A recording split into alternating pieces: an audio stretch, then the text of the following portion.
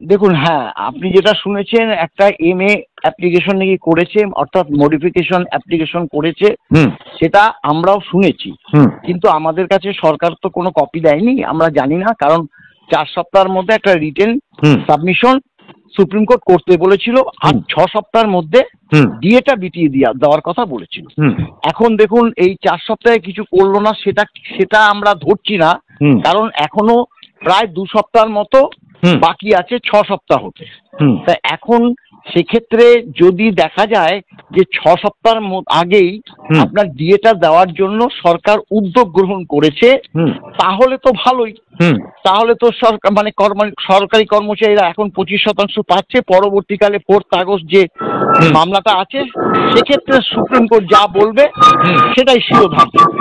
এখন এক্ষেত্রে আপনি যেমন শুনেছেন, যদি এটা হতো, দেখুন, যারা আপনার ইন সার্ভিস আছে হুম তাদেরকে ডিপার্টমেন্টকে নির্দেশ দিতে হবে হুম ক্যালকুলেশন করার, হুম এবং যারা অবসর নিয়েছে হুম তাদের ক্ষেত্রে ট্রেজারি বা ব্যাংকগুলোতে। হ্যাঁ কিন্তু এটা আমাদের কাছে কানেও আসেনি, কারণ বহু সরকারি কর্মচারী ট্রেজারিতে গিয়ে খবর নিচ্ছে আর আমাকে ফোন করছে, মলয়বাবু হুম ট্রেজারিতে কোনো ইনফরমেশন আসেনি। হুম আর ডিপার্টমেন্টগুলো তো আমরা তো রোজই খবর পাচ্ছি। হুম হুম এখন সেক্ষেত্রে দেখুন, ব্যাপারটা হলো 6 সপ্তাহের মধ্যে যদি দেখা যায়, হুম যেটা হচ্ছে 28শে জুন হচ্ছে হুম হুম হিসাব মতো, হুম হুম তাহলে তার আগে যদি সরকার উদ্যোগ গ্রহণ করে হুম তো ভালো, আমরা পাবো।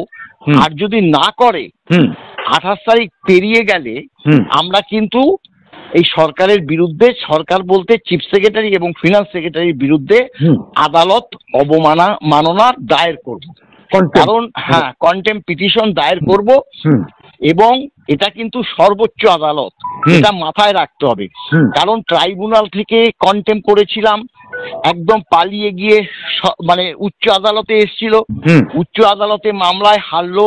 কন্টেম্প পিটিশন যখন আমরা করলাম, দিল না। যখন 3 মাসের মধ্যে মিটিয়ে দেওয়ার কথা বলেছিল মাননীয় হরিশ ট্যান্ডনের বেঞ্চ, দিল না। যখন আবার কন্টেম্প করলাম, তখন তারা চিফ সেক্রেটারি, ফিনান্স সেক্রেটারিকে একদম হলফনামা দিয়ে বলতে বললো যে কেন দেওয়া হচ্ছে না, আপনারা হলফনামা দিয়ে বলুন।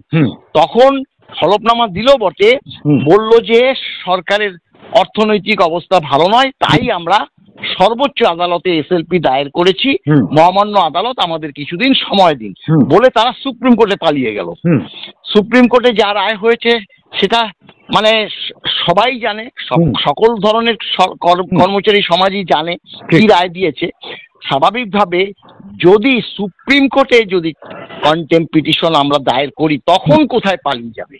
সেটাই তো হলো আমাদের প্রশ্ন। হতে পারে সেক্ষেত্রে দেখুন, বহু নিদর্শন আছে। রুল জারি করে হয়তো আর 7 দিন 10 দিন সময় দিতে পারে, সময় দিয়ে বলতে পারে এর মধ্যে যদি আপনারা না দেন, তাহলে কিন্তু আমরা মারাত্মক পানিশমেন্ট দেবো। তাতে কিন্তু হ্যাঁ, 1-2 মাস জেল যাত্রাও হতে পারে।